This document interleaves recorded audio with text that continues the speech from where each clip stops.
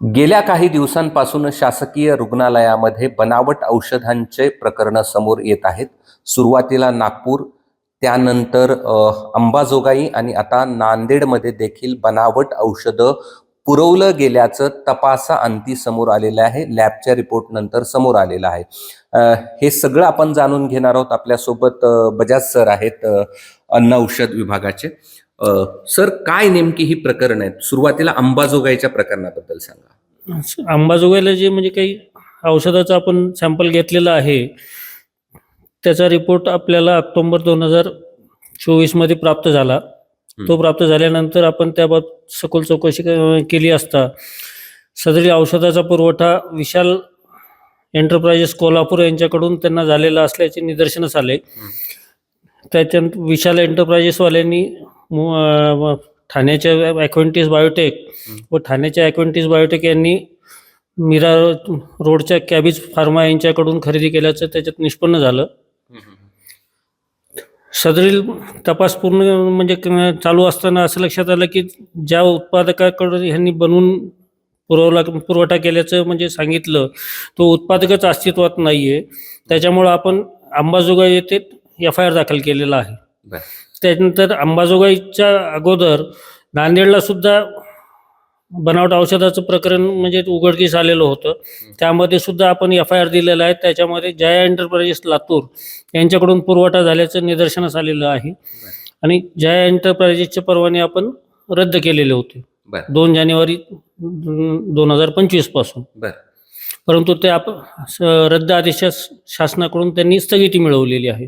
नांदेडमध्ये पूर्वी एक प्रकरण होतं आणि आता पुन्हा आणखी नव्यानं एक प्रकरण समोर आलं। ज्यावेळेस आपण म्हणजे FIR दाखल केला त्याच वेळेस नांदेडच्या रुग्णालयामध्ये अजून दुसऱ्या औषधाचा देखील पुरवठा झालेला आहे आणि त्याचा उत्पादक देखील अस्तित्वात नाही असं आपल्याला म्हणजे निदर्शनास आलेलं होतं। त्याच्यामुळे तो साठा प्रतिबंधित करून ठेवलेला होता।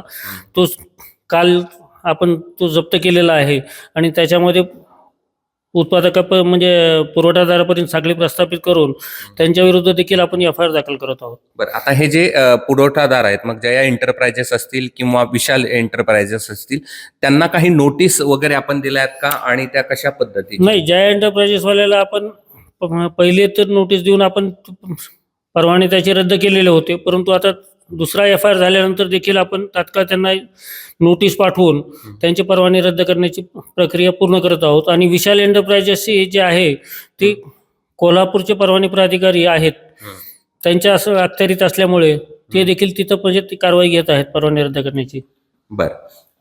मला एक सांगा की ही औषधं बनावट असतात म्हणजे नेमकं काय होतं आणि त्याचा काय परिणाम होऊ शकतात? कारण ही जी काही औषधं बनावट घोषित झालेली आहेत त्याच्यामध्ये असं निदर्शनास आलेले की जे ऍक्टिव्ह इन्ग्रेडियंट आहेत, जसं ॲझिथ्रोमायसिन म्हणा किंवा ॲमॉक्सिसिलिन, क्लॅव्होसिनिक ऍसिड, तर हे घटक द्रव्यच त्या औषधामध्ये नाही आहेत। तर त्याच्यामुळं आपण हे बनावट आहेत। त्याचा काय परिणाम होऊ शकतो रुग्णांवर? म्हणजे रुग्णास ज्या गोष्टीसाठी ही औषधं आपण म्हणजे समजा डॉक्टरनी प्रिस्क्राईब केलेली आहे ते औषध घटक द्रव्यच नसल्यामुळं त्या औषधाचा त्याच्यावर म्हणजे गुणच येणार नाहीये। मला सांगा की असे किती सॅम्पल आपण पाठवतो आणि आपल्याकडे लॅब किती आहेत या सगळ्या अनुषंगाने? म्हणजे महाराष्ट्रामध्ये आपल्याकडे 3 प्रयोगशाळा आहेत, मुंबई, औरंगाबाद आणि नागपूर येथे।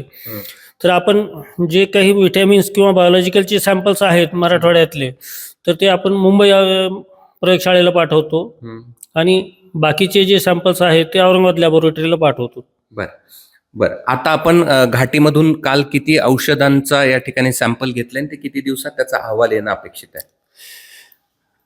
आपण घाटीमधून काल मोहीम राबवून विशाल एंटरप्राइजेस यांच्याकडून जो काही औषधी पुरवठा झालेला आहे त्यापैकी 5 औषधाच्या नमुन्याचे आपण नमुने घेतलेले आहेत विश्लेषणासाठी आणि ते उच्च प्राधान्याने विश्लेषण करून मिळावं म्हणून आपण शासकीय विश्लेषकांकडे पाठवलेले आहेत।